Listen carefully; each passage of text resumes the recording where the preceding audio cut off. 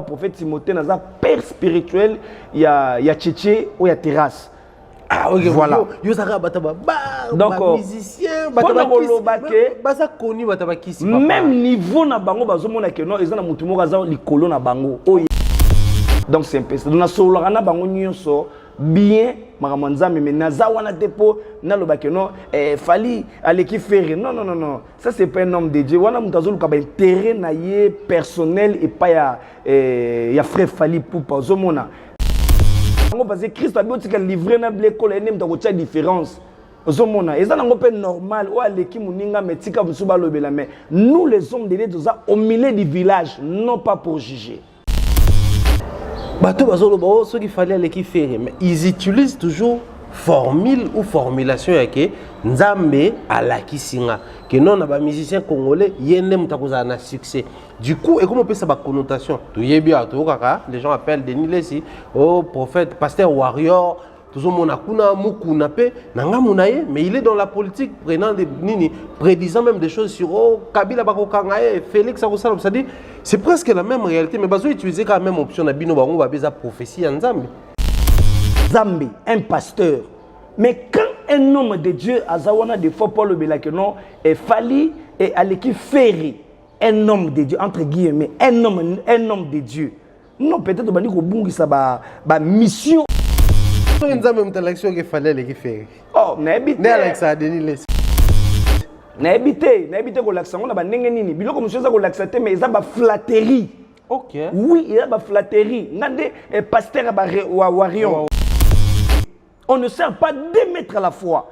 Donc ceux qui na lingi c'est bien na sela na mukina sela na fali na sela na ferry. Mais ceux qui pe na lingi te au moins na sela kaka na Nzambe mais ceux qui baza bandeko na ngai rien n'empêche. Un exemple typique entre Bassal et Nzambe. Pasteur Denis Lesi, tous les cas, dernièrement, dans la vidéo, ça court les rues, tout le monde partout, dans le téléphone et tout ça là. À l'objet, Ndazarawana a zikaté dans le tampon, mais ça plutôt, moto, aner, problème spirituel, tout ça là. Tout le monde dit comédie, comédie, réagir, mais plus loin, tout le monde dit que Nzambe pas témélier. Est-ce que non, ils attendent pas que ça batte. Et il peut pas réagir pas beaucoup. Pour le bango za makolomi balobi de Moussa Nzambe na télémélier. Mukuna. Oui. Mukuna est évêque. Bon, évêque Mukuna, voilà. Denis Lesi to benga Denis Lesi na nenga ba personne publique, c'est ça on vraiment manquement et respect. Voilà. Alors, pasteur Denis Lesi pas contrepartie habité Mukuna wana évêque yene mtata choko so batana ba genoune et là ça ta choko yata choko te vraiment zabou. Ça dit qui dit vrai qui dit faux. Peut-être bata mokindi ba encore douter mais Moussa Nzambe soit quand même ko contredire on sous-entend Nzambe batal ici. Puis ko pesa conseil na basala Nzambe, yoza Moussa Nzambe okocha choko pona nini. Ah mais parce que moi obima le roi John Fwamba moi métissage moi lilala le roi Dasake na tout ça là-bas nyonso wana ezalaka toujours na ba retomber na yango komona mutu ba tampo komona mutu ba mbebele belé et puis comment discuter pour na choko eza nango bongo te mais nga naza na eloko koloba wana te mais lorsque ba talo ba comprendre que eza choko te za ma moto nga za problème te.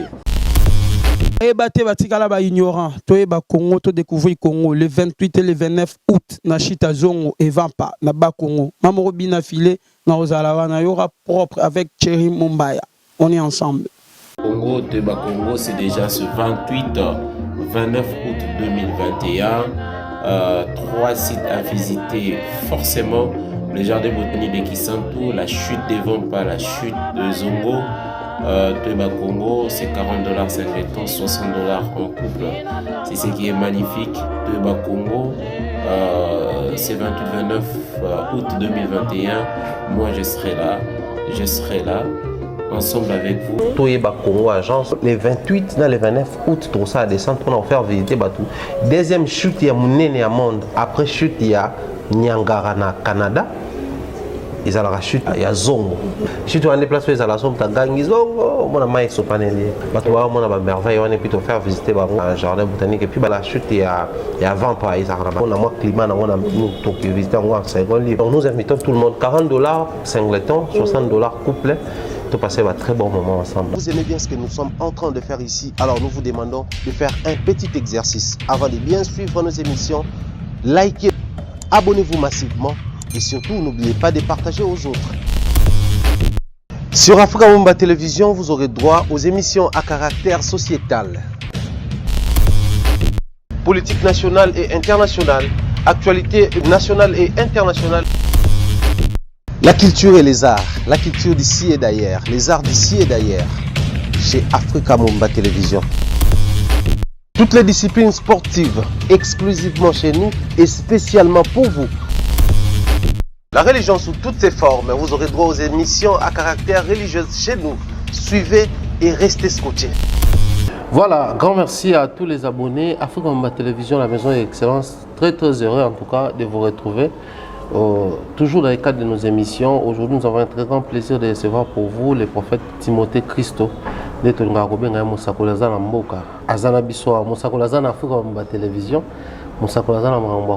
Autour de lui, j'aime bien l'émission. D'abord, commencer par vous présenter. C'est vraiment un prophète et serviteur, tout bien pasteur, parce qu'il dirige l'assemblée où ils allaient bien assis. Il y avait le prophète Kinshasa également. Il est en mouvement par-ci par-là. Il a un ministère prophétique, voilà pourquoi on l'appelle le prophète Timothée. Au Katinaye, dans le monde conditionnel, mais tout au long de cette émission, nous allons passer par des preuves pour tout mécaco certifié. On est dans le bar toujours une émission mais science et tout ça là. Alors nous allons dire des choses qui seront certifiées par Baminganga avec preuve et ma vidéo.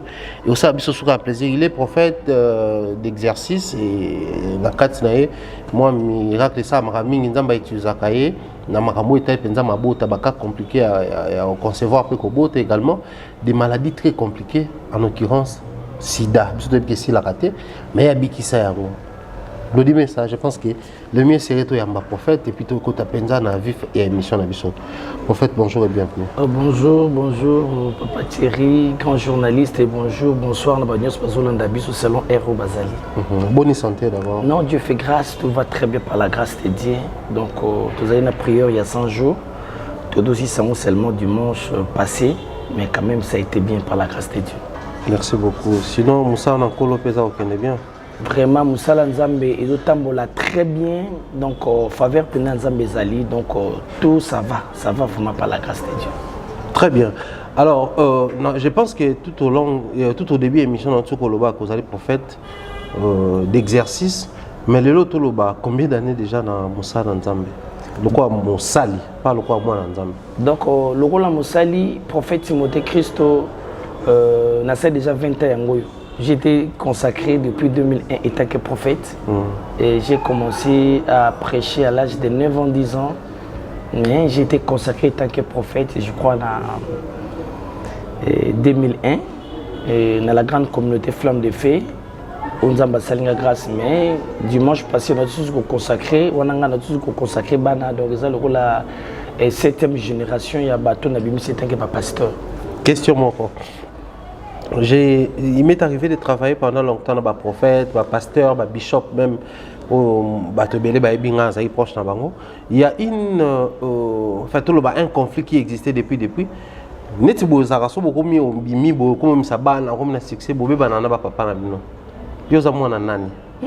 que papa a consacré que bien? Vraiment, donc, si l'îlot na bonde la Nzambe za la pe bongo te lobby, donc prophète Timothée Christo Mosakolaza na mboka na bimi et pas ya pasteur frère Kitoko. Donc tozana armée de l'éternelle mission parce que et pas pasteur Sony zakana armée de l'éternelle mission na base. OK. Na base ezaki mutu nyoso ko bima pa na ya ko fungola kaka armée de l'éternel. Donc on a ça na base. Mais na mission ko na kati église na on s'affilier pas na yé. Mais vous avez na armée l'éternel mission mais yende mtazo surveiller. OK. Et si ko biso to na armée de l'éternel mission donc église Flamme de Fée. Donc oyo pasteur si les autres la na yé mon père spirituel et on peut imaginer que naza consacré depuis 2001 mais naza ordonné et tant que prophète en 2016. Donc, à un moment où il y a confirmé le ministère, il y a donc volonté. Et jusqu'aujourd'hui, même consécration, pour nous manger, donc on a toujours le mariage. Je suis toujours avec mon père. Donc, je l'aime beaucoup. Donc, vous avez dit une fils. Jusqu'à là, ma quotidien. Et si vous avez parce que on a vie, c'est grâce à ces pasteurs. Parce que naza parmi bano yo même na kati ndako papa ndako linatena sala musala nzambe. OK. Donc on a sali 15 ans yo là na kati église futelanga Minerval, pasteur wana futelanga Minerval. Donc je suis toujours na kati makolo na ye. Alors s'il faut dire mon bandeko ezala que tu remarques ka omona aussi ton nzamba komi ko élever ton nzamba komi ko utiliser que ba miracle ça na maboko na ye so ya simbi moto abiki so ka sambe pona moto solution zwami il faut assez détacher na père spirituel to moi conflit kota mais misusu pe ba bisaka biso ba bizaka yo mo zano humble mais père spirituel non est azo supporter te komona ba prouesse to makamwa minene wana ko sama na maboko na yo lecture ni osaka lokwa mosa. Donc le vrai problème ezali eza ndenge ya mutu na mutu. La Bible dit que la grâce est trompeuse et la beauté est vaine. Donc pour une fois que non oh yo za lelo eza grâce ya papa. Or papa ne bre signifie aba, aba signifie source. Le lokola eza source na yo oza obligé ya komi kita. Attends ça lo bako. Bible lo binini. Obéissez na ba parents na bino poza na mikolo ebele. Wana kutu bazolo bela ba parents biologiques. Mais sur aucun sens moko spirituel Ruben azalaki maudit et pas papa na ye. Papa na physique pourquoi parce qu'il a mataki na mbetu na ye to yi maramni ne salema. Mais tant Moïse aye était un père spirituel que Ruben ne meurt point, que Ruben vive longtemps. Donc cela veut dire peu importe ce qui ko le kanango et cause la paix ba école et ça ba étape où yazo likisa yo et pose la bien formé ndenge et Élie bande ko le kana Élysée ba ke Gilgal ba ke Jourdain ba ke Bethel coup ba bise o bité ka kotika o lelo jusqu'à tel point que yemoko Élie ayebise Élysée que tikala nga nazo kenda bité na kotika yo te nzambe na zana bomo nga pe na zana bomo donc nyoso wana donc et ezakaka po olenda ozala fort na musala nzambe. Très bien. Moi, je pense que ce message trop dédié à un jeune serviteur, même un serviteur ou un père spirituel, il y a eu dislocation, des liens à la briser. Pour apprendre à utiliser sagesse au prophète Timothée Christo à Pessi. Pourquoi nous sommes les ambo? Nous sommes tous bon et bandit. Pourquoi nous sommes les ambo? C'est lui qui vous a déjà. Nous sommes les ambo, c'est 1 Samuel chapitre 9 verset 5. Saoul le temps à perdre ma brebis à papa naï. Alors, il a fallu balouka place ma brebis zali parce que autrefois en Israël, tous que nous consultaient prophètes, quand le verset balobi qui non, allez voir le voyant. Parce que celui qu'on appelait le voyant autrefois, aujourd'hui on les appelle les prophètes. OK.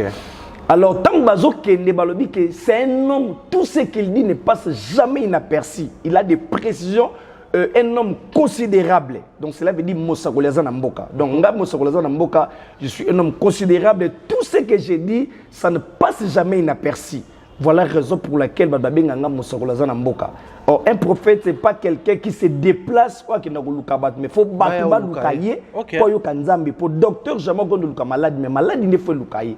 Voilà la raison pour laquelle nous avons Mosakoleza Namboka. Parce qu'il y a d'autres personnes, les gens qui ont luka ministre, n'a professeur, tout ça parce qu'il a seulement besoin d'avoir quelque chose. Mais un prophète, Mosakoleza Namboka, donc il faut lukaye place à Zali pour yoka. L'ainsi dit l'Éternel, Ninge Saoul, n'a serviteur bagende koluka prophète Samuel. Très bien, je pense que l'antenne on est longue pour na bateau ba yoka ramonsa kolaza na mboka bateau be ba kantsamo ezaka appellation moko fondée montée de toutes pièces pour ça la moi qui toko et tout ça là. Prophète. Lelo, je pense que dans l'ingana délier langue na yo, lolé mon fou mais lo ba makambo. Mais tout bana déjà na makambo et l'Obama, makambo et salama. Vous savez aujourd'hui en matière il y a ministère prophétique. Batebele ba biki, batebele ba sepeli, mais batebele bazar au se plaindre. Ngana mo mutu na tambola trop. Na oka izaka ko apôtre wana sala kisoki nini? Pasteur wana sala ki o évangéliste to docteur wana. Mais mingi zala kaka prophète wana. Pour nini ministère na bino o ezali bongo neto pesi bozaki, mutu penza zu problème ayebi ki fona ki nekoluka mosakoli pour na solution. Mais même ministère wana le nete comme ministère a problème. Bino bozo sakola bozo pesa neti ba solution na bateau mais bateau musu ba osela ka même ministère na bino pour na robebi sa image. Voilà, donc c'est très important. Déjà quand on voit un prophète tout le monde a image à hippopotame. Hippopotame azaka na vie mibale, azaka na vie na mai pas azaka na vie d'abord na montagne. Et comme on a déjà hippopotame na mai était d'abord symbole ya parole, na montagne était un symbole ya sacrifice topé ya prière. Très bien. Et quand on voit un homme de Dieu, et ça na Oroyi ma prophète mususu ndenge nini parce qu'il y a na cadre ministère où ils ont beaucoup combattu parce qu'il y a d'autres personnes s'autoproclamer toujours que non, aza prophète. Mais or, en réalité, bien manité. Voilà la raison pour laquelle un pasteur, un prophète a comme le rôle de gynécologue. Il y a des livres comme des fois, il y a des basi. Donc, ce monde que tant que déjà ça la bongo, azo finga ma yé mon côté. Même na biso tout ça la kangote d'office to comme ça to comme finga ma. Pourquoi? Parce que à côté na makambwana. Deuxièmement, un prophète a plus na compassion ba âme parce qu'un prophète c'est un proclamateur, azaka porte-parole. Mais il a plus na souci à amté. Mais un prophète pour naïe comme un souci que non, avant qu'il puisse faire quelque chose, on doit lui donner quelque chose, peut-être un bon pour le non, et miracle yo senga boy, miracle yo senga boy. Mais tant qu'il y a zo fingama et ça la yemogote et ça la nabiso ba prophète nyonso. Pourquoi? Parce que la Bible dit que l'Éternel Dieu, il est derrière de la parole de ses serviteurs. Tout simplement pour accomplir. Tout le monde a Balam na Balak. Et bah utiliser prophète, bah utiliser Balak, bah Balam plutôt, bah Kene na kata mboka wana Israël, Kene ko la kelong mabe. Pourquoi? Parce que bah yeba ki c'est un prophète. Soka la ki mabe koma. Et koma non pas seulement que koma ba ko banga babi que non un prophète aye. Et tant où ya moi les que des cheval alobaka te mais jour wana lobi parce que moni liboso ne ange na épée abi na ko kenete mais yé moko longwe à quel ngalo ba maudit mais ibimi béni. Pourquoi? Parce que ba ngeba utiliser toujours prophète parce que ba que non prophète azalaka sankara ya nzambe azaka porte-parole de Dieu. Okay. Donc quand il vient ba bazomona que non et nzambe ndakiti donc prophète na samu ki lazala kola ambassade mobimba. Très bien. Prophète. Oui, puis vraiment dans lobby, tout à la direct loba. Les gens se posent des questions. Cette pandémie mondiale, l'incontournable pandémie à SIDA, de l'autre la pandémie bah Covid, bah pandémie différentes fièvres, il y a bah grippe allemande, tout ça là. Mais SIDA ils là incontournable. Et les gens doutent que Batubabi Kaka sérieusement dans la maladie. En fait, techniquement, avant tout on a régi avec le mais ça balancer sur image avec certification. Techniquement, cette fois-là, il y a prier pour na sida. Oh, yo mo na mutu ebi ke na mokili bazola ngo ki cité. Merci beaucoup papa Thierry. Fou wane utangai ngana za mwana idi na balati. Mais nandimela nzamba idi na bala Alexandre parce que abimisi la biso ba papa na biso le roi ba général Sonic. Paix à son âme, je pense que d'ailleurs tout est commémorer liwana il y a quelques jours. Donc jour où na fandi le roi ba papa famille bande ko prier kuna mais ngana mona taille sur le bina mona na miso vraiment eza le kota na tikala mona été. Nandimaka kana nzamba idi na bala. Na mona kana ngo bondeli mutali mupasi sili boye boye depuis kaka nandimela nzambe na bi oh. Ce qui parce que nzamba zakaya alliance Elisa va kabula maya ganga où est le Dieu de l'île ndema ekabwa o soit ganga nzamba elite mo maya ekabwa na pesate. Alors banda na ndimela nzamba aidi na bala Alexandre na vie na ngai depuis 2005. Donc rien n'est impossible à Dieu. Sida est le côté, stérilité le côté. Donc ce qui kaka na bondeli malalement miracle il faut s'opérer. Donc, bandaka nandimela nzambe na ye donc on a mona que rien n'est impossible à Dieu. Plus loin, je crois deuxième témoignage, il y a un témoignage à papa nanga biologique. Okay. Asali AVC, na prié pour na ye atambola normal quand ndinga noto tambola. Donc on dit maté que mdazaki même na AVC. Donc pour nous le baké banda nandimela nzambe wana donc na mona nanga suelo goza gravité parce que la Bible dit que rien n'est impossible à Dieu. De l'eau les kinzambe na munene zate sidé les kinzambe na munene te à part wana na landaka mingi pena bandako ndima mingi nzambe na ndima mingi tilo lo nzambe ya apôtre Sikatenda ya Jacques. Alors que mona ninga bandako prier pour na bata sida kana kata église a bondeli ba docteur bazana basali test be sidé sili le fou wana na ndimela nzambe edina bala bango nyonso apôtre Jacques ya bazalaki déjà na edina bala Alexandre ko mona déjà nzambe wana ya edina bala donc ngana ko na ndima na ye donc sida pineza ke lokote ezaka tamda bengi libana mboka au prier pour ne sais que non jour que o c'est sa test aka si bo papa ezaka ka gloire à Dieu je vais encore prier to continuer prier ça après 3 jours ke be sidé sili à scène ba hôpital ça après 3 mois 6 mois ezate libela. Ah oui, bien que et loko même en fait na banananga na ke même na batu bota la biso ebele ba mitu na question na ne décider ko si la mbutu et puis l'équipe na ba médecin ba confirmer pendant que même ba médecin ba lo ba que non maladie wana ezaka na ba rétro véro donc retardement nango la stabilité immuno mais ici la raté. En fait, les miracles qui s'opèrent là, et ça, maka, nous avons mené que ici la raté pour tout le monde qui s'accroche. Tous les gens ont conditions où on a fait remplir ce n'est pas qu'on a n'enga ma bien bon la monter, mais c'est un pardon. Et ça la mandé en fait. Papa Thierry, les vrais problèmes mes amis, selon définition, il y a miracle et nous tout simplement étonnement. Nous vous étonnés, nous vous étonnés, nous avons un bon là, vous avez étonné. Papa, vous allez étonner de nini.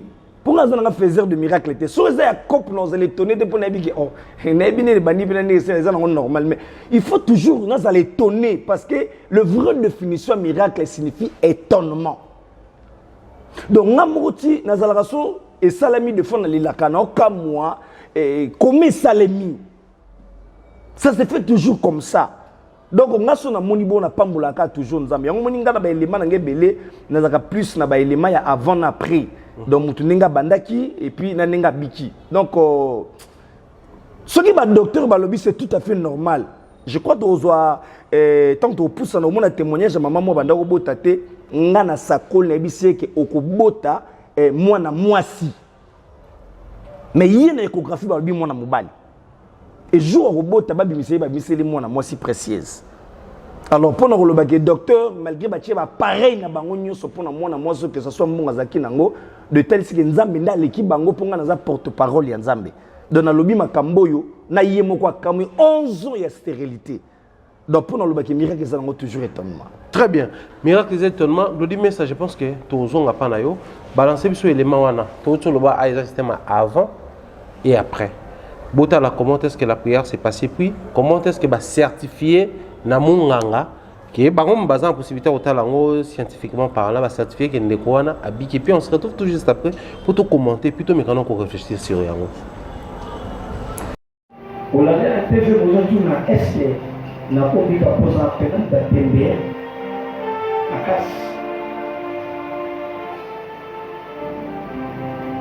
Vous avez dit, vous savez, dans le miracle de l'église de l'Israël. Là, on peut s'en 4 000 francs, 3 000 francs. L'amour, gloire à Dieu. Qu'est-ce qui fait la rayon? L'amour, ça c'est bon. C'est si beau. Là, on peut s'en 3 000 francs.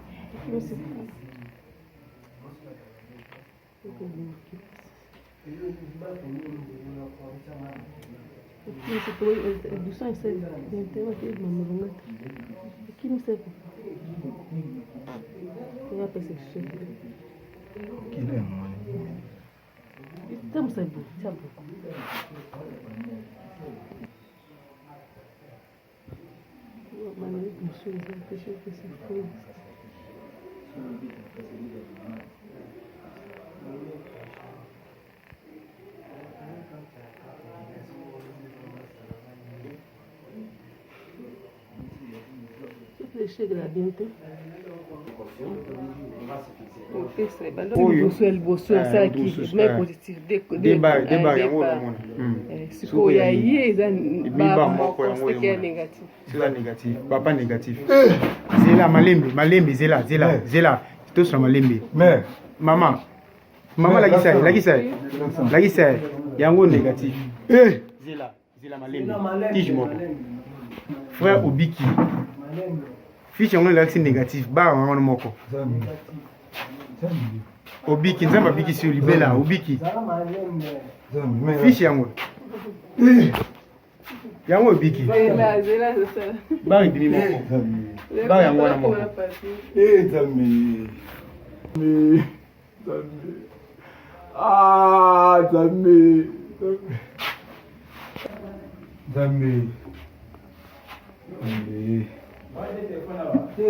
Par jour, il a dans 50 $. Et pour la délivrance naïve. Yes, on a pas. C'est qui tout ça, c'est ici. Balobini. Qu'est-ce que Balobini? Balobini négatif. Après, il faut collaborer. Ça, c'est Dieu. Ça, c'est Dieu. Ça, c'est Dieu. Ça, c'est Dieu. Ça, c'est Dieu. Simbaye. Ça, c'est Dieu. Ça, c'est Dieu. Très bien. Il est sur la lune. Ça, c'est Mélissa.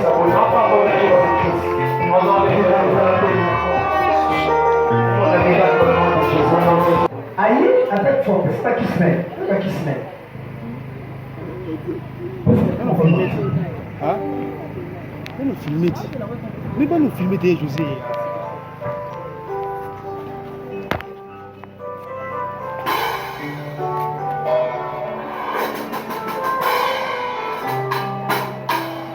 De retour sur ce plateau, nous sommes toujours avec les prophètes Timothée, Christo Monsakolaza Namboka.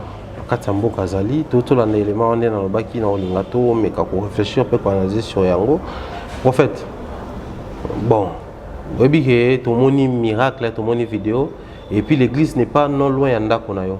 Il y a l'hôpital en face, il y a l'église. Une question juste car il y a certification. Ceux qui bandent comme ça, c'est genre PNMLS et autres, ils peuvent se monter en train de faire ceci. Oh, nous sommes dans l'église, papa.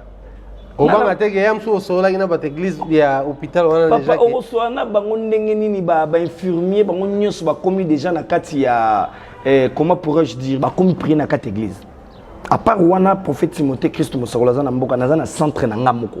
Ok. Mais na linga raté ko ba kele kuna pa na ngana centre. Beaucoup na toroboya. Oui, voilà, c'est tout à fait normal. Yango siko na préférera que ceux qui mutu azobela azana maladie ya sida ngamoko tant que Monsakolaza Namboka akena hôpital ngamba par hôpital ngamba kena bobila par bobi hôpital bobila pour nazana ngamba par bobila ake directement na inerbe. Très bien. Parce que na poteuse à la gamme sur rendez-vous mais abus à la rendez-vous des mbongo na yo. On a yo sur on a 5 $ non ba mo salis. Donc on a ça là que no ba 3 ou 4 hôpital mbala moko mutaka ça dimanche ya témoigner semaine en soit ka sali lisusu. Après 3 mois sali lisusu donc c'est des athées. Très bien. Pourquoi on a tenu PNMLS? Parce qu'il y a eu un moment où j'ai travaillé chez PNMLS. Tu as vu comment est-ce qu'il y a incubation, période où on a tout ça. Oui, c'est vrai que non, on a posé un sida, mais après pour nous certifier, on a mon côté. Après 3 mois, besoin de semaine pour certifier vraiment que non. Ezali et communauté par sida, tous les ans on a nous VIH, tout ça là. Donc, aux anneaux tranquilles, côté on a même bande parce que mission de numéro na yo, pour bateau ba robenga bazo yo moko. Naza Monsakolaza Namboka. Déjà sur ba bengi déjà ça va. Ouais c'est problème té. Déjà niveau na ndimela kanzamba idi na bala. Ai papelo comme ya munene zate. Question pratique. Mon toisan a problème, il y a sida. Bon, limbisanga nazonga nenga bo moto mokili kaka. Si des maladies mon nene peu compliqué. Oso mutazu yango ba hotel ici pour vivre sous plus de 30 ans mutu mswa ko sa accident okufa vayo mutu mswa ko bela malaria okufa yo mais mutu ko banga kaka a morfondre ti akokenda. Pour mutu par exemple on a minute hôtel la se retrouver na cas sida. Processus de guérison. Et ça fois na yepezo compter makasi, fois na yom dezo compter alliance na nzamba idi na mbal. To en fait na lingi mutu hôtel la biso par exemple na kawana, na Congo tout comme na diaspora. Problème, merci beaucoup, Papa Thierry. Nous avons deux sortes de foi. Première sorte de foi, et ça, moi, ça va notre Tangamakila, Marc chapitre 5, verset 25. Si je puis seulement toucher son vêtement, je serai guéri. À même instant, la perte de sang s'arrêta à Biki. Deux sortes de foi, et ça, foi à Lazare. Lazare, bon, était déjà Koufa. Mais Jésus, il y a le que non, Lazare sort à Bimi. Très bien. Donc, pour nous, si Daniel Tozolo Belalelo, nazo ke ndeka na répondre ngo na kala ezala ki bato bande ko bela bazaki ba lepré soki aza lepré aza na maladie maba face à la quarantaine face à la peut-être na vallée ba bombe quelque part bande ko croire na ngote mais seulement la parole ya nzamba pamba miracle salami donc pendant le bac non na bat ba Holanda il y a encore de l'espoir pour tous ceux qui vivent na batu nyus ba Holanda. Que ça soit en Kin, que ça soit en Équateur ou Wapi, parce que les gens pensent seulement qu'à na poto. Non, non, non, non. Parce que moi, j'ai pris na bateau bazaka, même na Babukavu. Le quoi numéro Monsakolaza Namboka za no bengi to nos services, c'est tout témoigner miracle nzamba idi na bala. Très bien. Alors, na ba grande ligne on nzamba utiliser ka il y a aussi des cas compliqués à concevoir pe ko bota lelo oyo toloba 90% ya mabala surtout dans la communauté congolaise la communauté africaine ils ont katana pour moi si au kota libala mabote zate na ngana banana volé wana mais aussi est-ce que il arrivera pas que mobali monganga lobi ka ko couper sa moi 6e été c'est ça ma bonne lipe ça parce que migezala tout trouver solution pour na ba maman baza ko bota tout ça là mais to banana na maman je crois mbalasi masuki toningi to sala na papa Thierry na bengi peu importe zaka trop occupé chargé et na obungisa ba élément na ye nango na ba papa batali que non spermatozoïde na ye eza penza na efficacité té ya opesa mwana. Alors, na bonne de la cas, nzamba sala wana bilo amiki parce que nga soki mutu aza surtout na problème au bota. Nga nzamba pesa nga vision ya 4000 bébés. Maman ba nombre de 1000 de bébés obi ke limbisanga rien pasteur wale ça pas bandaka na ba mambo. Non non non non. Bokata na bokoka 4000 te comme un homme mo bokata ni. Prophète, to boya ko tanga ba papa Thierry, problème na ngeza. To ba bébé belé. Problème na ngeza. Je suis un journaliste d'investigation donc landela na compter ba bébé au sopesi ba maman. Déjà parce que à part bando bato wazo zwa izana o ngambo nzamba chake non na grâce waso na bondeli mutazui. Donc na 4000 bébés nzamba pesa nga pour bato concevoir. Na komo ke na ngonde ni papa Thierry na expliquer yo mukile komi mabe cop mambebele belé. Mais ngas ko na koma soki mutaboti na kendaka na caméra na ngati et pas na ye na kati ndako pour na témoignage. Très bien. C'est comme ça que na salera parce que mukilio yo que ça soit awa que ça soit na poto et cop eza facile. Alors na ndenge nzamba pesanga bana que ça soit ozana ozana problème à trompe que ça soit obotaka te myome donc ngai oyo kaka balobi ko bota donc seule opération te je crois maman na oloba donc boyo ka témoigner ndeni mutazo témoigner na ndenga zumwana na nzela ya mosakola za na mboka donc likambo bote za biloko amiki eza biloko amiki par rapport na ndenge munene ya nzambe na biso la Bible dit que nyoso eze pa na ye miracle eze pa na ye voici le miracle accompagneront à tous ceux qui auront crié de son d'accord derrière niveau benga na téléphone ko ba mosakola za na mboka na poselo ko boye salema c'est que déjà ndimi donc miracle est possible. Super. Alors pour joindre l'utile à l'agréable nous allons remettre la main et pas Glody Messa à balancer biso les miracles ou les canines na maboko mosakola za na mboka en ce qui concerne conception puis naissance ya maman wazayi kobota te ndenge moko ba ke na vraiment na source pour nous certifier makambo nzamba sala na maboko ne tolandi et puis on se retrouve tout juste après.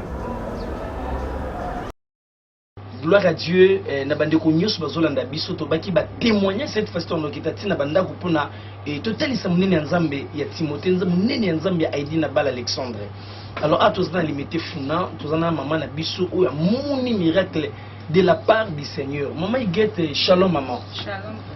Tozo mona yo na bébé na maboko boye. To yebite eza nini to yebite nini oyo ki kolobela Nzambe to eloko nini oyo ya siko Nzamba sali. Papa Nzamba sali ngai ya minene. Nzamba sali miracle makasi na nzela ya kosia bisakole na yo nde na zuma ko après 11 ans. Donc problème ya kobota ezalaki après 11 ans. Gloire à Dieu. Est-ce que na bandeko to bandeko mona ki kobota ezoya te maluba bato bandeko zala ndenge ni na venir partout bandeko zala ndenge ni ke na 11 ans mwana azoya te bandeko zala ndenge ni.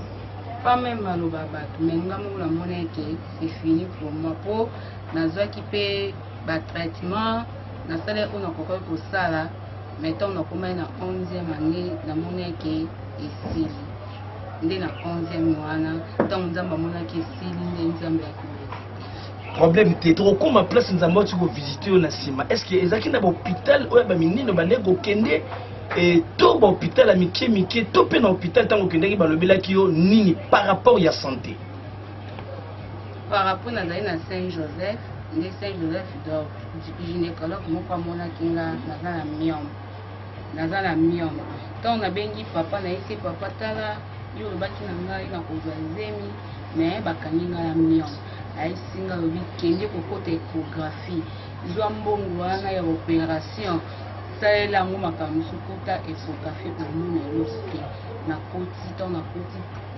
docteur atuninga bi oyo osali na bi te ko amonenga na miango na bi oza esu na miango te. Gloire à Dieu. Wana tango après prophétie ya okuta na prophète Timothée mosakola za na mboka lobi na ye ozonga na hôpital ozongi balobi myom eza lisusu te. Gloire à Dieu. Sikoyo na kati ya 11 ans wana tango oyokaki siko prophétie et prophète Timothée asakoli ezalaki comment parce que ngana malgré na sakola pona bato belé mais nakoki pe kobosana na ebite professeur na pesaka yo ndenge nini pona makambo etali ya mwana tango komi na 11 ans olembi. Et c'était comment?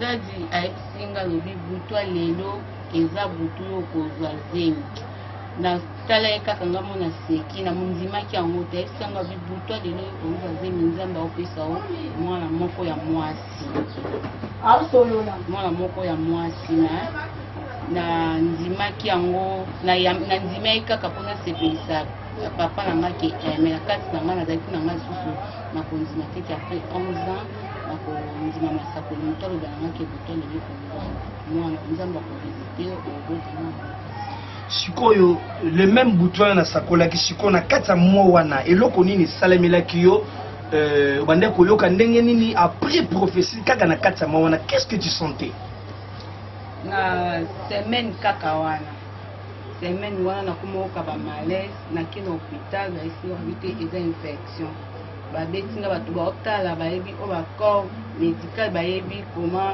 obeta moto de progestérone na nzoto mpona ebenda o makiliza ebendi basalite nyonso ezalaki na libumu babetinga yango moko te mibale naye kozwa eso baantibiotique mosusu po baesenga libumu mpasi yana ezokana bamalaise wana eza infection mais lume na nzambe zemi ezalaki na kati ya ebimaki te naye koyeba zemi wana après 3 mois komela bakisi kozwa batonga mais zemi ezalaki kaka.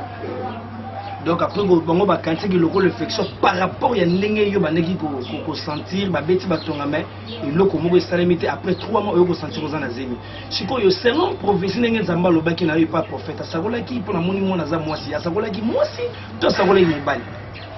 Papa na ngai asakolelenga mwasi mais na grossesse nakoti l'échographie baesinga non naza na obota mwana mobali mpe na obota na février soki le 8 te le 23 février na 4 eko nyonso na koti ezalaki mwana mobali nasi bozomona biloko nyonso eza na ndako ya leki nasalaki nasali kaka biloko ya bana mibali bamama bayebi bayebi ntango tokosala leki koma mwana mobali tokozelaki biloko ya bino ntango nakike hôpital ekomi na kobota naye kobota mwana mwasi soki ezalaki te nazalaki nabotaki ata 2-3 personnes nakoloba bachange nga mwana mais likolo yango nabotaki nga moko naye kobota mpe mwana mwasi naye kozongisa suku na malobo papa na nga alobaki te kozwa mwana mwasi na balinganga balobi mwana mobala ntoka nzambe aza kati ya papa. Gloire à Dieu, gloire à Dieu. Sikoyo yebisa biso parce que tout le monde a gango baventure ezaka belé. Est-ce que témoignage oyo olobi ki ozaki na problème à kobota ya 11 ans? Est-ce que c'est vrai? 11 ans il y a 11 ans. Eza ya solo bato bayebi nga bayebi. Retour sur ce plateau, une fois de plus, avec les prophètes Timothée sur ce plateau. On s'accorde à un plateau. Tout le monde va à un plateau. Prophète, risque est là, tout défini, babaranza, maza multisystème, maza masala miracle, opinion sur ça na katina. Mais risque est comme est-ce qu'on est tout canalisé au kaka na sida, na kubota. Est-ce que nous avons assez limité ou non? Tout ma activité me spéciale en maka ou est un miracle. Donc, problème ezali sida na kobota ezelo ko bamona yango grave. Ezo panza mabota et puis ezo sala ke mutu acha le point sur les ina vina bi ke non na moni ke non vivre na susté menza mabikisi. Donc prophète Timothée zaka wana te mezandi ba cas grave papa Thierry. Donc quand mutu moni penza ke non il y a pas moyen donc ayebite au sala nini. Donc ne place prophète Timothée zali de zaka sida na kobota te. De lokwa ba tombola ka sida koleka nzambe bamona lokola mutana sida ako vivre le système miracle ko selema na vinité yango nzambe idi na bala aya longoli biloko wana pona lo bageza eloko moko te. Alors o etika les cancer nini donc ça biloko amike Très bien. Nous avons une image où nous avons balancé. Moana, pour ce Zarolongwa. Moana, nous avons bébé. Le deux ont balancé, les sont en même temps tous au là. En fait, ils ont nini concrètement. Je crois, tant que maman a témoigné sur le baquet, balamouika na tongo bizarrement misuni donc posité mais misuni ba no kuya. Bazo meme na liputa donc so balongo liputa misuni tikali. Bakena ba hôpital misa tout 4 5 ceux qui ba tchata so maman no yo kalobi que non, ba bi que bo meme lycée bimbe awa donc il y a pas moyen. Alors chose ça les ala qui tellement bazoli la babine to zunga kaki pa mosakola za na mboka. Et tant que bazongi le wanga pe na limana ba ka grave na bondeli et miracle le zaka toujours étonnement donc on a bango nanga vous êtes toujours étonné et par rapport à mon miracle wana. Très bien. Alors, la seconde partie de l'émission, nous allons parler de ce que nous sommes en train de vivre, les réalités liées à l'Église, aux hommes de Dieu. Dans la première partie, nous allons parler de ce que Dieu fait entre tes mains, le ministère, la réalité, puis par la suite, le Kalawana. Alors, pour boucler la première partie, le numéro est toujours là affiché à Monsakolaza Lamboka. Appelez à n'importe quel moment, vous rejoignez directement et permettre Bino, vous soumettre vos besoins, vos requêtes, vous rentrer en contact ou vous permettre peut-être de ça la paix d'être la consultation physiquement, adresse église, maramounion, vous pouvez vous bonder mais les conditions à la ranine. La limite va dire comment on a des conditions. D'abord, le problème est que les conditions pas n'engagent au commission à combo nayo sécurité zali et protocole zali par rapport au cas y a ordre. Et mercredi vendredi ça va journée mbaka déjà babala kamwe belé. Ba msuba yaka ba 5h ka pa komisa kombo akutana mosakola na mboka. Ponga na koma nanga ba 8h39. Et ba komisi ba kombo ba tche ba on a ordre sécurité zali protocole zali. Donc bazaka wana et pour na ordre beba ki mama le rôle yaki mtali boso ba mbi mtali boso ya mi balé et ti ba 15h na ici. Donc ils allaient que fiche il y a prophète on va vous donner prophète $10. Non. Watu sa sumu sala nzambete. Emzo mutazana eloko au kabilo au-delà il y a oyo yozo senga mais aussi limité vision na yo dans tout ça la gango pona mbongo te malgré que évangélisation za mbongo mais tout ça la gango pona mbongo te donc yambaka bato kanyo so iza bakamo so za na mboka yambango. Très bien. Question moka curiosité on s'accorde neti boso mtaye dimanche to ba kilt to ba nini programme église ezali yo moko po terre to ne po yobi ke kono ba sakolo msusu to mona miracle tina babenga bango nganga ezali mate ezala raté azana liloba opité ya bato te toujours ebaté en fait mbamira quand bosala bazosala soubasement la ngeza parole nini. D'abord un vrai prophète c'est celui qui interprète les énigmes. Faut la ministre ya parole non pas nazomona non on n'est pas là pour ça mais tous en pour parler de la part du Seigneur.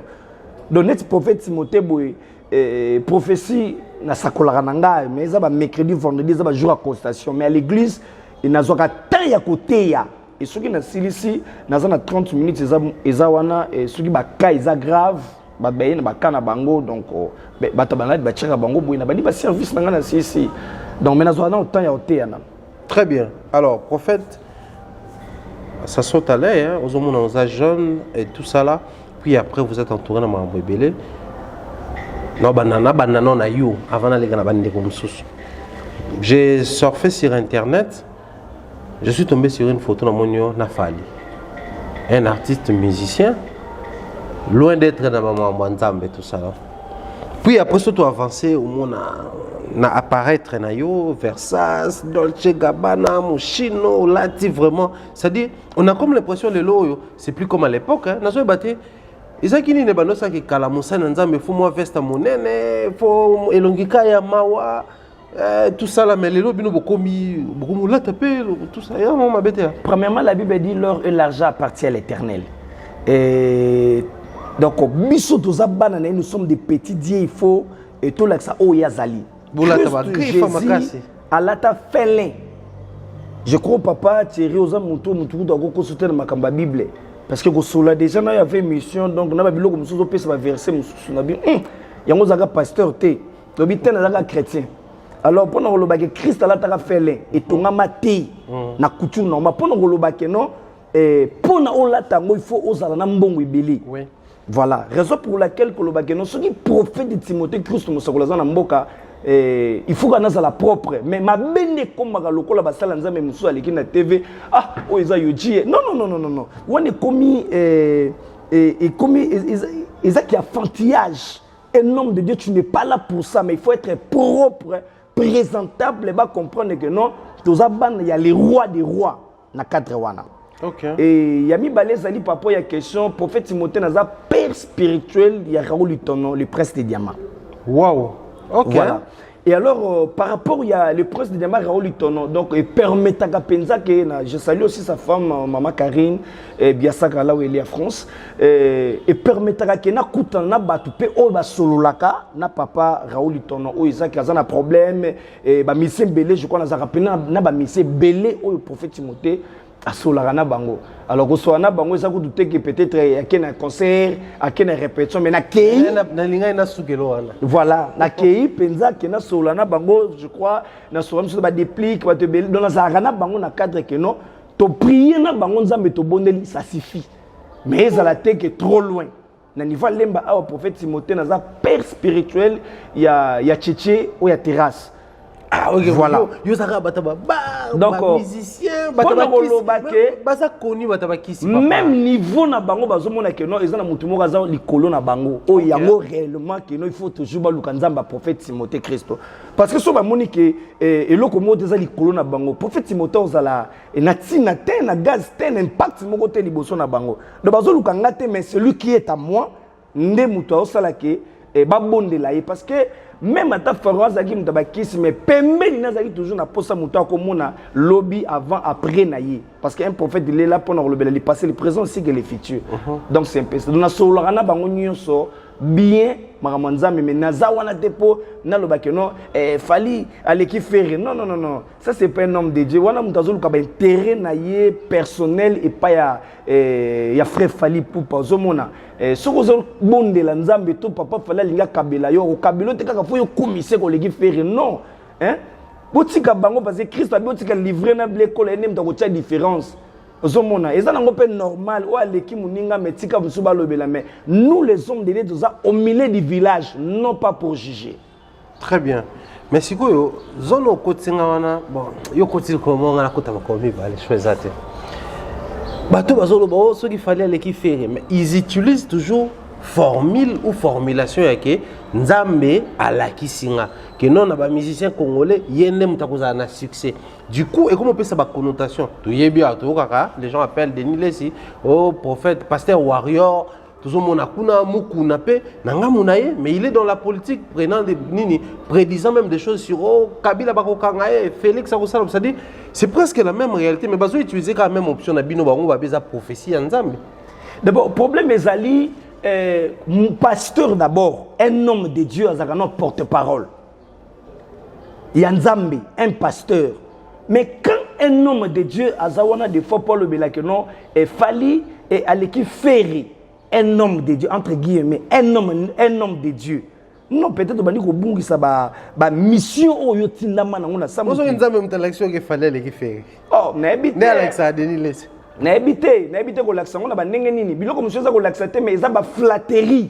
OK. Oui, il y a ba flatterie. Ngande pasteur ba warion.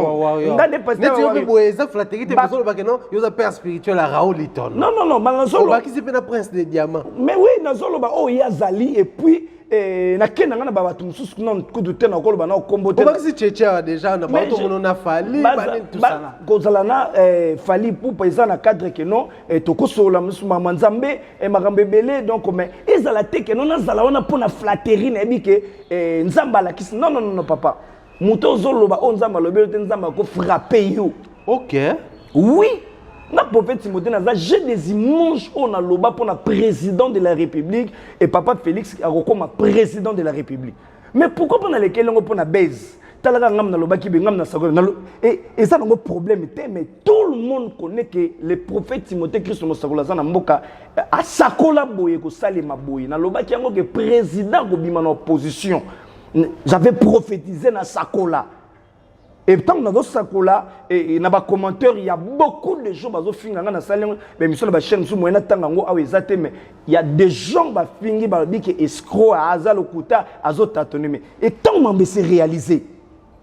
Donc, pour nous,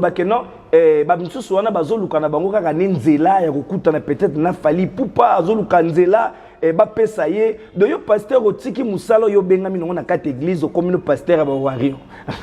Allez-y comprendre. Donc donc problème ezali ya ko sepelate mais toi na kati ya parole vie na nga otika la vie na ngai. Mais ce que tango lo ba mabe biso dolo belane parole parce que maman zolo beza que dokota na kati ya Bible. La Bible dit si tu es ni chaud ni froid, je te vomirai. On ne sert pas d'émettre à la fois. Donc ceux qui n'ont ligné c'est bien na sela na muki na sela na fali na sela na ferry. Mais ceux qui peuvent na ligné au moins na sela kaka na nzambe mais ceux qui baza bandeko na ngai rien n'empêche. Ozomona vie de ni aza vie na nga otika la vie na ngai. Mais il y a des moments où Netibino Boye, jeune Boye peut-être surtout il faut déjà 20 ans, ils est belé. Mais peut-être tant on y est pas acquis déjà koye ba moi mingi bino zaki na sima, Boye koye ba na sima bosa musa malamu. Mais après il y a des moments où il dérange un peu bino bota la vie Boye ba qui est na ba prophétie na ba nini mais comment penza makasi na ba analyse ma musique tout le temps ba musicien il dérange un peu bino to bo sambela rapport na ye to nzamba yesa bino kiza na ngo malamu boti. La Bible dit vous qui êtes forts vous en apprenez à soutenir ma faible.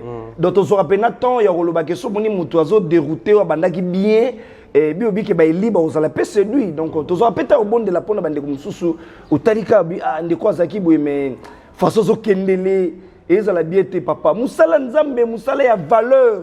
Mozo, on a bien, on a bêtise. Déjà, na télé.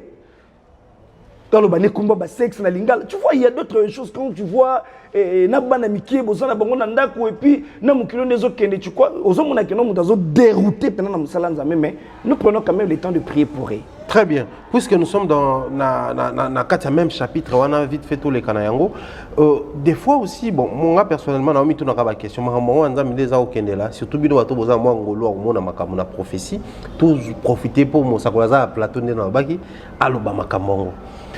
Un exemple typique entre Bassal et Nzambe. Pasteur Daniel ça tous les cas dernièrement dans la vidéo ça court les rues tout le monde partout na bandeko na ba téléphone et tout ça là. Alobi ndaza kawana azikate na ba tampon mais ça plutôt ba moto ba aner ba problème spirituel tout ça là. Tout le monde dit ba comédie ba ça ba comédie nango ba to réagir mais plus loin tout le monde na monsa Nzambe pas te mêler. C'est que non, ils attendent pas que ça batte. Et il peut pas réagir pas beaucoup. Pour le bas aux âmes, Colombie, balobi, les moussans zamini na télémélier. Mukuna. Oui. Mukuna t'es évêque. Bon, évêque Mukuna, voilà. Denis laisse tomber à Denis laisse, il n'a pas personne publique, c'est ça vraiment manquement et respect. Voilà. Alors, pasteur Denis laisse pas contrepartie, habité Mukuna wana évêque, il n'aime pas tchoko, so batana ba genoune, et là ça tchoko, il y a tchoko, t'es vraiment zabou. Ça dit qui dit vrai, qui dit faux. Peut-être batamo qui n'est pas encore douté, mais mon sang Nzambe soit quand même contredit, on sous-entend Nzambe batal ici. D'abord, le problème est que beaucoup de gens sont tchoko. Évêque Mukuna azaki non sportif. C'est tout à fait normal que na moto aza sportif ou abeta sala ba pompage ba kentos na ye et inda. C'est tout à fait normal. Ozomon évêque aza sauter d'abord évêque wana za na mutabilo ko wana te. Respect belé d'abord na évêque parce que wana benaza papa ya ba nebelé. Donc respect d'abord l'évêque c'est un homme de Dieu. Non homme d'évêque raison pour laquelle trésor Mukuna les valable bien de bonnes choses à toi évangéliste. Merci beaucoup. Moi, je ne pas en Katiwana. Mais qui peut être que tu n'as pas le véritable papa. Mais là, si on a le parce que on a bazaba évêque na kata mboka oyo donc na ba musalo bango basali awa et confirmer bango. Mais il y a d'autres personnes abandaka na musala bien mais à un moment donné ba comme ba 8 ba mbebele belé mais évêque on a confirmé musala na yi. Donc ozomona donc des deux azo ça la politique. Na politique ezate ko kota na ba chambre moko là dit que David azalaki roi. Azaki aussi prophète. Et tant que roi, il faisait la politique. Et tant que prophète, donc Azana Paul Manzambe. Donc politique, Azana Ngoma Bete, mais la forme, où bazo côté ngo ya kufinga baba konza mboka ya kusala mambebele, raison pour laquelle tout le monde mamba bongo. Et puis qu'on peut ça concerne à basala nzambe, yoza musala nzambe, ogocha choko pona nini. Ah, mais parce que moi, je suis John Fouamba, moi, métissage, moi, Lila, le roi d'Asake, tout ça là-bas. Nyonso wana ezalaka toujours na ba retomber na yango. Komona mutu ba tampo, komona mutu ba mbebele belé et puis comment discuter pour na choko, eza nango bongo te. Mais nga nazana eloko koloba wana te mais lorsque ba ko talo ba comprendre que eza choko te za ma moté, nga za problème te. Mais en fait pardon tous les grands bongo. Yo za problème te oui. Mais ce qu'on est bato c'est la seule pratique wana. Certaines églises pe balobaka, eza lokolo la bato corriger nzambe, na petit ça ya solo. Eza ko corriger nzambe, nzamba sala yo boy, pas kolo mafuta normal mais olingi ka ko komande mundele. Raison pour laquelle dans le bien pour na papa évêque. Bakento c'est tout à fait normal moi ba pompage azaki boxeur mais yo za ni boxeur ni siko ba place de télé place musu mwindu place musu kentos eza nino juste. Prophète Timothée Mosakola za mboka zo finga te poza oui que apparemment ba séjour peut faut beaucoup mako aborder en même temps l'église ba frère pe ba choko ba nini tout ça là ba sœur ba choko donc na habité quoi eza biloko yo yango moni ke biso ba benga ba frère ba impoli parce que comme on a déjà ba dadi bazaka ba dadi kala et déjà tempo déjà bêtier tant que loba anda ko mona kaka pasteur bazar na minute on est trop loba oui et comme papa Thierry au moment où un musicien mukili azobenga pasteur au pasteur na biso ya kala tala image wana dozo mona que non bazo qualifier que un homme de Dieu ya lelo te me ya kala donc pour nous que non tu étais un homme de Dieu mais aujourd'hui aux ali subongote donc ba dérailler zo kota mingi na musala nzambe ozo sala ki valeur na biso ya musala oyo ezala sundenge zaki auparavant. Très bien, alors pour chuter dans la même logique, dans la même optique, les lots na milieu église quand même on sent na moni ba photo mais auto circuler dernièrement où on voit je sais pas trop depuis un moment s'il faut continuer ko benga kaé prophète Dodo Kamba ou évêque Dodo parce qu'il y a comment ko diriger plateforme il y a église des réveils du Congo. Oui. Je sais pas s'il faut na loba archevêque puisque il y a peut-être likolo ya ba évêque tout bazakwana tout ça là nazo ébaté en fait structuration les autres nene tant tout le monde a venu ba ordination comme ça man habité comme ta comme évêque ba ordonnateur to nene au point que moi na comme ko ordonner na père spirituel na ye le rôle évêque en fait mon église gestion na niveau na net ne bozana ba plateforme et ça la mandene papa Thierry et ça na ba te belé ba perdre vision et quand on dit évêque signifie ancien. Très bien. En anglais, bishop. Alors, ils ont comme ça parce que quand on dit bah, ministre, tu as 5 ministères, docteur, évangéliste et missionnaire sur 5 wana. Tu as ministre, il y a église universelle. D'abord prophète, évangéliste et missionnaire. Mais ils ont comme ça comme on a des pasteurs, ministre église universelle, à l'homme wana comme évêque. Or, évêque, azaka ministre, il y a église locale. Ok. Abengami po a servir à Kabandimi, fausse doctrine et kotakate, azalo la sentinelle, église locale. Donc, pour moi, il y a un ministre, mais à qui a commis évêque pour servir dans une église locale. C'est la logique de tout le monde, un pasteur. Soit au moi, à ma niveau, on a l'église, on a mis évêque. Non. Et ça la évêque est ancien. Ce qui moutou azan na église belé ça peut-être des représentants légal il y a communauté 5 6 7 biso ba prophète Timothée Boye to ko sanangwa ta ba 10 te dit que non na ça déjà représentant légal il y a communauté na ngai. Ozomona. Et ça lokola tant mutazo koma ke na za évêque. Bache évêque cela veut dire que aza église locale où yazo surveiller mama kamnayi. Voilà donc yango moni que ça quand même moi erreur rebelle. Erreur ngo boti neti bon.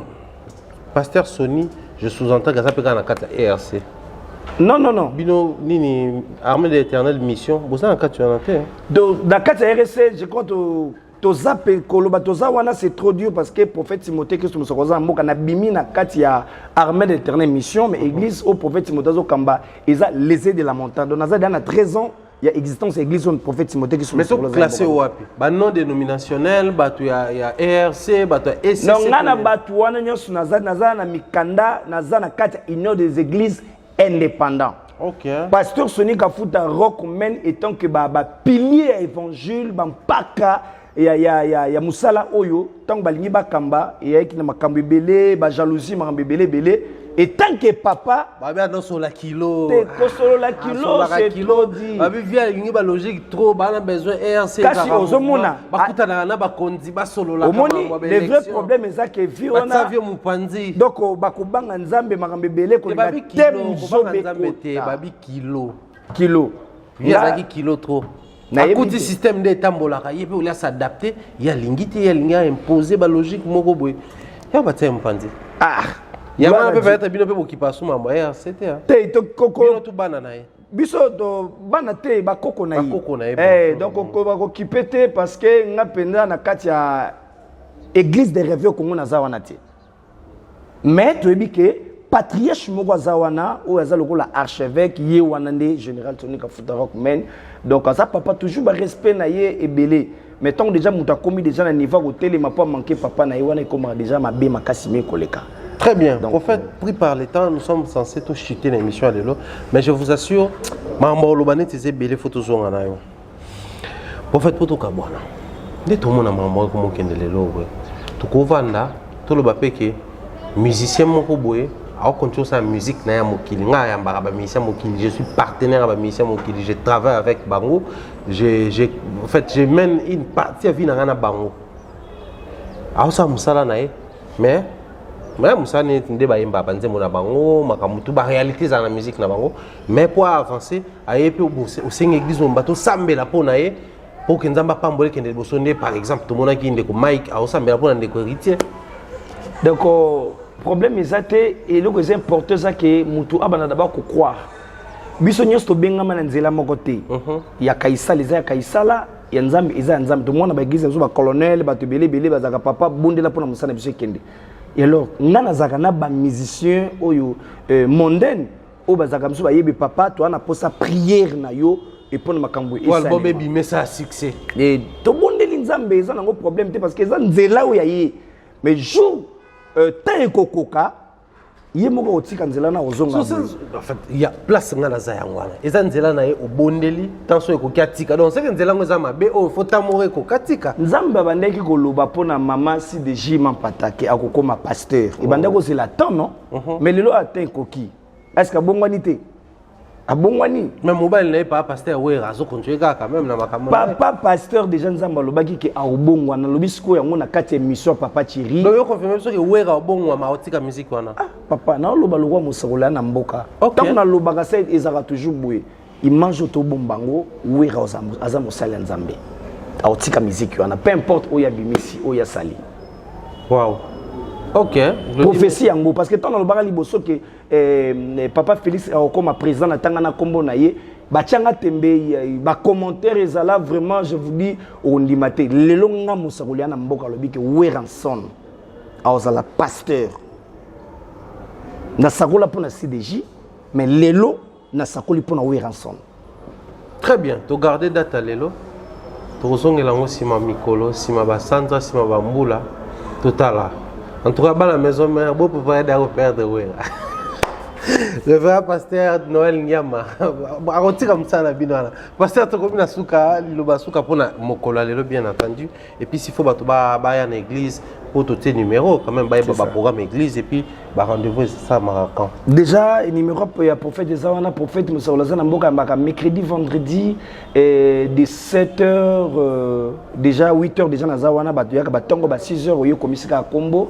Et dimanche qu'il faisait partir à 9h, je crois que nous avons des vacances, donc je crois que nous avons par rapport au programme où ils allaient. Il y a un numéro, il y a prophète Isaïe Ngwana, au Bengi, au Yambi, déjà dans le programme. Merci beaucoup, na papa Thierry, merci beaucoup, na chaîne Mobimba, Africa, et puis Nzamba Pambo, la bandeko, na Kangai, Libanda Mboka.